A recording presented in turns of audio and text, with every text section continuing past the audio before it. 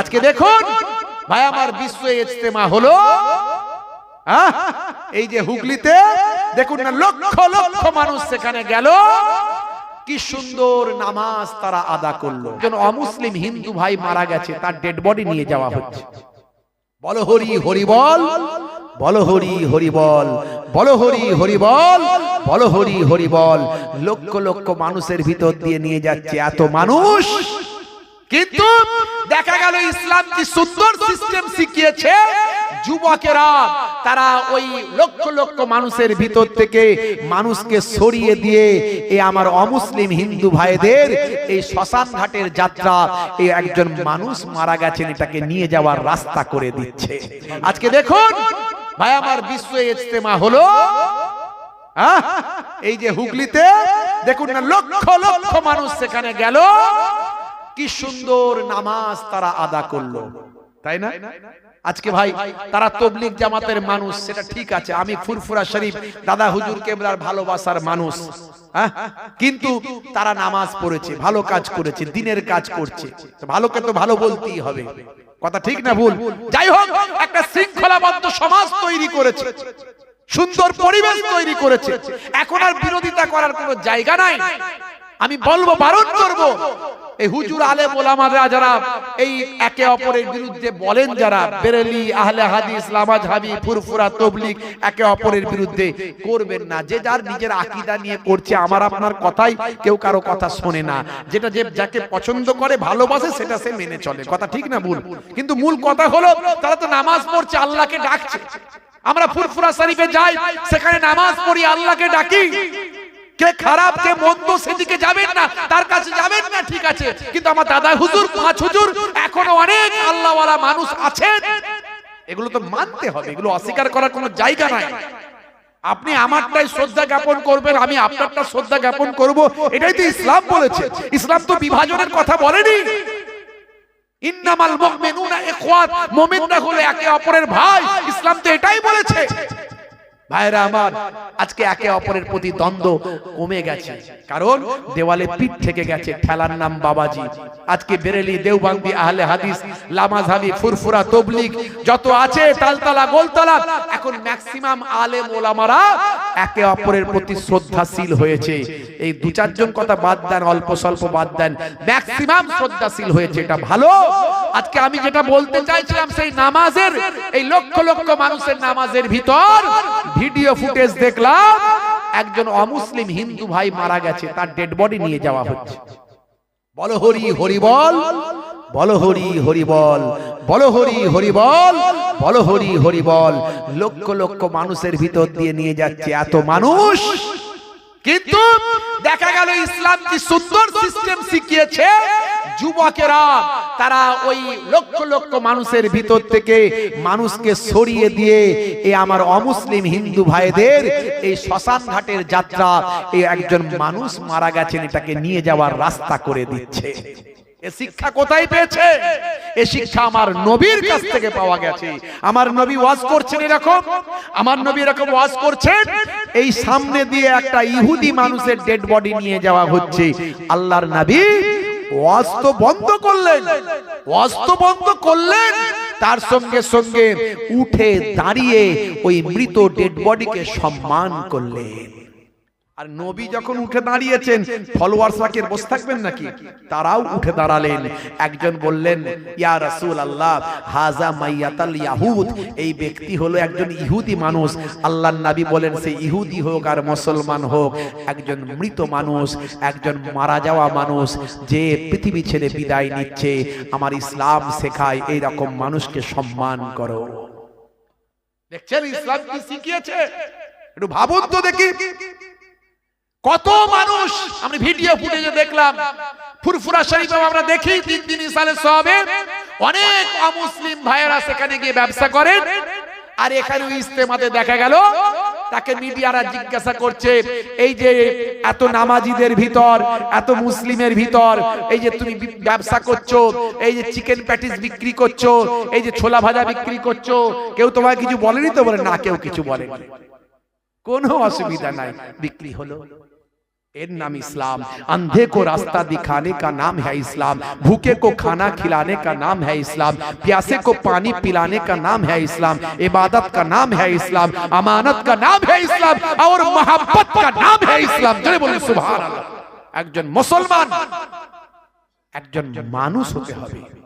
আপনার প্রতিবেশী, আপনার পাশের মানুষ হিন্দু, খ্রিস্টান, জৈন, বৌদ্ধ দেখবেন না, সে একজন মানুষ। তার প্রয়োজনে তাকে সাহায্য করবেন, এটা আপনার ইসলাম নির্দেশ দিয়েছে। জোরে বলুন সুবহানাল্লাহ। এটা আপনার নির্দেশ দিয়েছে ইসলাম।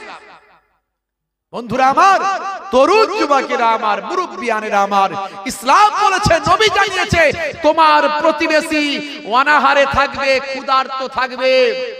বলেনি একজন মুসলমান তোমার প্রতিবেশী ক্ষুধার্ত থাকবে, বলেছে একজন প্রতিবেশী ক্ষুধার্ত থাকবে। হতে পারে মেবি সেটা মুসলমান, হিন্দু, খ্রিস্টান, যেই হোক, তোমার প্রতিবেশী ক্ষুধার্ত থাকবে আর তুমি খেয়ে দিয়ে নামাজ পড়তে যাবে, আল্লাহ তোমার নামাজ কবুল করবে না। জোরে হবে না? জোরে হবে না? আমার কথাগুলো মনে হয় ভালো লাগছে না নাকি? দেখবেন এই সিস্টেম মেনে চলুন, পৃথিবীর মানুষ আপনাকে স্যালুট করবে। জোরে বলুন সুবহানাল্লাহ।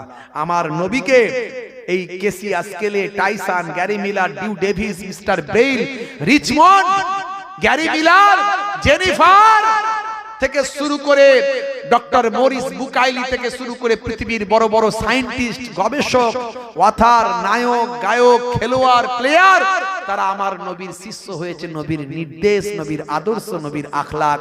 তো ওয়াসিম সরকার যা করেছে, কোরআন নিয়ে আমরা যেটা পারিনি সেটা করে দিয়েছে। সবাই মনে মনে করছে ওয়াসিম সরকার খুব খারাপ কাজ করেছে। তার দুটো বিষয় আমার কাছে খারাপ মনে হয়েছে। একটা হলো সে বলেছে এই রকম কোরআনে আমি পেচ্ছাপ করে দিই, এই রকম কিতাবে আমি পেচ্ছাপ করে দিই, আর বলে আমি আগুন দিয়ে জ্বালিয়ে দিতে পারি, আর ওই 27 জন শয়তান মিলে লিখেছে। এই কথাগুলো আমার খারাপ লেগেছে, এর জন্য তার ক্ষমা চাওয়া উচিত বলে আমি মনে করি। কিন্তু বাকি আলটিমেটলি যা বলেছে এতে কিন্তু ভালোই হয়েছে। তার কারণ হলো আমরা যেটা পারিনি সেটা ওয়াসিম সরকার করেছে। কারণ ওয়াসিম সরকার এমন কথাবার্তা বলেছে যার দ্বারাই সারা ভারতবর্ষের মানুষ, এমনকি পৃথিবীর বিভিন্ন দেশের মানুষের কোরআনের প্রতি, কোরআনে কি আছে জানার একটু আগ্রহ জন্মে গেছে। জোরে হবে না? এটা ভালো, এটা খারাপ নয়, এটা ভালো। কারণ কোরআনে তো খারাপ কিছু লেখা নাই রে ভাই। তুমি খোঁজো না খারাপ কি আছে। এই খারাপ খুঁজতে গিয়ে ভালো যখন খুঁজবে, ভালো যখন পাবে, তখনই তো কোরআনের প্রেমিক হয়ে যাবে।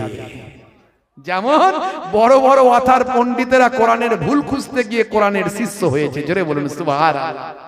ভালো জিনিসই করেছে, আমার এখানে কোনো দুঃখ নাই, কোনো কথা নাই। আমি এটা আগের দিন থেকেই বলে আসছি, যা হয়েছে ভালোই হয়েছে, কিছু অসুবিধা নাই। খালি এই দু চারটে কটু কথা বলেছে, এর জন্য তার ক্ষমা চাওয়া উচিত বলে আমি মনে করি। কিন্তু তিনি যা মানুষ, ক্ষমা চাইবেন না, কারণ ভালো মানুষ তো নন। বুঝতে পারছেন? 4 পাস মানুষ, সে আর কি শিক্ষা দীক্ষা আছে তার মধ্যে বেচারা।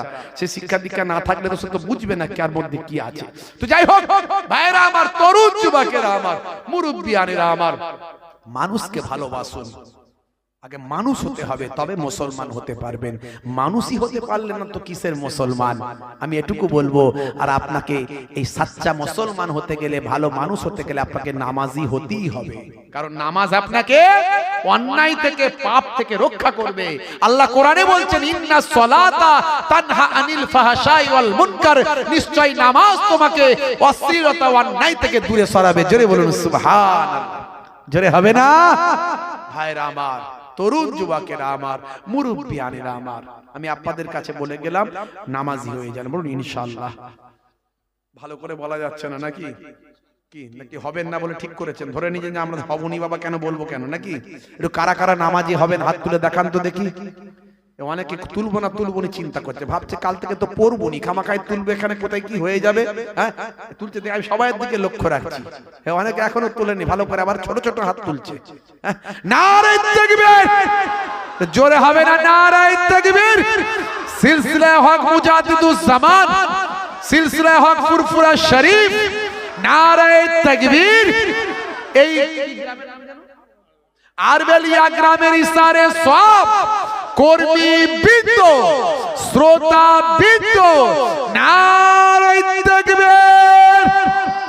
মাশাআল্লাহ মাশাআল্লাহ। ক্যান্সার হতে পারে, টিউমার হতে পারে, প্যারালাইসিস হতে পারে, হার্ট অ্যাটাক হতে পারে, স্ট্রোকে মৃত্যু হতে পারে, অ্যাক্সিডেন্টে মৃত্যু হতে পারে, হ্যাঁ কত রকমের বিপদ হতে পারে। বাঁচানোর মালিককে। তাহলে একবারও সে আল্লাহর কথা মনে করে কদিন বাঁচবেন, আজ বেঁচে আছেন, কদিন বেঁচে থাকবেন, গ্যারান্টি কিছু আছে বাপ? তাহলে আর কটা দিন বাঁচবেন, একটু আল্লাহকে ডেকেই মরুন না। কথা ঠিক না ভুল? হ্যাঁ, নামাজটা পড়ুন না, নামাজটা ছাড়বেন না। ভাইরা আমার, আর একটা নবীর সবচেয়ে বড় সুন্নতের কথা বলবো, সেটা হলো মুখের দাড়ি। আমি সব জায়গায় বলি, কম্পালসারি এটা আমাকে বলতেই হয়।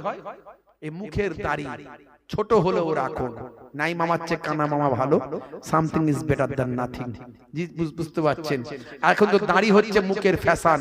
বিরাট কোহলি দাড়ি রেখেছে, হরভজন সিং রেখেছে, লিওনেল মেসি রেখেছে, কত নেতা মন্ত্রী রেখেছে। হাসিম আমলা তো সুন্নতি দাড়ি, জুনায়েদ জামশেদ সুন্নতি দাড়ি, মঈন আলী খান সুন্নতি দাড়ি, একদম বড় দাড়ি, আমার থেকেও বড়। ভাইরা আমার, আপনি বড় দাড়ি রাখতে যদি আপনার অসুবিধা মনে হয়, ছোট হলেও রাখুন। দেখতে ছোট হোক, কিন্তু ফ্যাশন মনে করে নয়, কোন নেতা মন্ত্রী খেলোয়াড় প্লেয়ার রেখেছে বলে নয়। দেখতে ছোট হলেও নবীর সুন্নত মনে করে রাখুন। আজ মারা গেলে কাল দুদিন হয়ে যাবে। আমি অনেক সুন্নতের কথা বলি, আজকে আমি বলিনি, বলার সময় পাইনি। বসে পানি পান করা সুন্নত, চেটে পুচে খাবার খাওয়া সুন্নত, ডান দিকে কাত হয়ে ঘুমানো সুন্নত। বুঝতে পারছেন ভাইয়েরা আমার? বিসমিল্লাহ বলে খাওয়া সুন্নত, খেয়ে আলহামদুলিল্লাহ বলা সুন্নত। ছোটদের স্নেহ করা, বড়দের সম্মান করা, পিতামাতার সেবা করা, স্ত্রীর সঙ্গে ছোট ছোট ঘরের কাজগুলো করা, এগুলো অনেক আমি বলি। ইন্টারনেট সার্চ করবেন, 25-30 হাজার বক্তব্য আমার আছে। কিন্তু কোন সুন্নত কবরে গেলে দেখা যাবে না। একটা সুন্নত কবরে গেলে দেখা যাবে। মুনকার নাকির ফেরেশতা যখন বলবে মান রব্বুকা, দেখতে পাবে। ভাই আমার, নবীর সুন্নত বলে ছোট হলেও মুখে দাড়িটা রাখা হতে পারে, ওই দাড়িটাই হবে নাজাতের জারিয়া।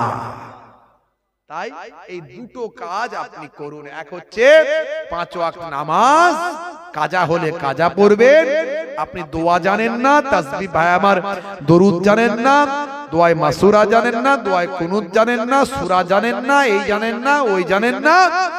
আপনি এক কাজ করবেন, মুফতি আজম মেজলা হুজুর পীর কেবলা রাহমাতুল্লাহ আলাইহি বলেছেন, বাবা তুমি সুবহানাল্লাহ সুবহানাল্লাহ বলে নামাজটা শুরু করো, নামাজিদের মতো করে নামাজ পড়ো যেমন তারা পড়ে। এইভাবে পড়তে পড়তে যদি তুমি মারা যাও, তোমার নামটা ইনশাআল্লাহ আল্লাহ নামাজিদের খাতায় লিখে দেবে। তাই নামাজ কোনো ছাড় নাই। আপনি বসে পারেন, দাঁড়িয়ে পারেন না, বসে নামাজ পড়তে হবে। বসে পারেন না, শুয়ে শুয়ে নামাজ পড়তে হবে। প্রয়োজন হলে ইশারায় ইশারায় নামাজ পড়তে হবে। নামাজে কোনো ছাড় নাই, মাফ নাই। তাই আজ থেকে প্রতিজ্ঞা করুন, কাজা হলে কাজা পড়বেন, কিন্তু নামাজ ছাড়বেন না। বলুন ইনশাআল্লাহ, বলুন ইনশাআল্লাহ। ভাইরা আমার, দুটো কথা নিয়ে যান, ইনশাআল্লাহ কাজে লাগবে। ওয়াজ শোনা সার্থক হবে বাপ, ওয়াজ শোনা সার্থক হবে। আপনাদের খেদমত থেকে বিদায় নেব। যাওয়ার আগে একটু আগামী বছর এই পাক মাহফিলের জন্য, জান্নাতের বাগানের জন্য একটুখানি আগামী বছর একটু দান, আগামী বছরের জন্য একটু আপনাদের দান সাদকা করতে হবে বাপ। এই ভালো জায়গায় দেবেন না তো দেবেন কোথায়? লোকে তো এখন খেলায় মেলায় এখানে ওখানে হাজার হাজার টাকা দেয়, আর কোরআনের জায়গায় যেখানে দিলে আখেরাতে কাজ হবে সেখানে দিতে চায় না। উঠবেন না বাপ, উঠে যাবেন না, খুব প্রয়োজন না হলে উঠবেন না। এই দান চাইলাম বলে উঠে গেলে কিন্তু আল্লাহও দেখতে পাচ্ছে, দান চাইতে বলে চলে যাচ্ছে, এরকম যেন না হয়। খুব প্রয়োজন হয়েছে ওঠেন, ঠিক আছে, কিন্তু না হলে উঠবেন না। একটুখানি বলেন, আল্লাহর কোরআন কখনো মিথ্যা হতে পারে না। কোরআন মাজিদে লিপিবদ্ধ আছে, মান জাআ বিল হাসানাতে ফালাহু আসরু আমসালিহা। বান্দা এক দিলে আমি আল্লাহ তোমাকে 10 দেব। জোরে বলুন সুবহানাল্লাহ। জোরে হবে না? ভাইরা আমার, কোরআনের ওয়াদা কখনো মিথ্যা হবে না। আর দয়ার নবী 1450 বছর আগে জানিয়ে দিয়েছেন, হাদিসে কুদসির মধ্যে এসেছে, একের বদলে 10, একের বদলে 100 হিসাব আল্লাহ মালে মালামাল করে দেন। জোরে বলুন সুবহানাল্লাহ। ভাইরা আমার, সেই দান করলে মাল সম্পদ বৃদ্ধি হয়, দান করলে মালের হেফাজত হয়, দান করলে দোয়া কবুল হয়, দান করলে নিয়ত পূর্ণ হয়। বুখারী শরীফের প্রথম হাদিস, ইন্নামাল আমালু বিন্নিয়াত, নিয়তের উপর আমল হয়। তাই বাপ কবরে, মা কবরে, দাদা কবরে, দাদি কবরে, তারা কবরে পড়ে পড়ে আশা করে কার কাছে? মিন আবিন আও উম্মিন আও আখিন আও সাদিকিন। বাপ মা ভাই বন্ধু তারা যদি সামান্য কিছু দান সাদকা করে দেয়, কাল জাবালে রহমতের পাহাড় করে আল্লাহ মৃত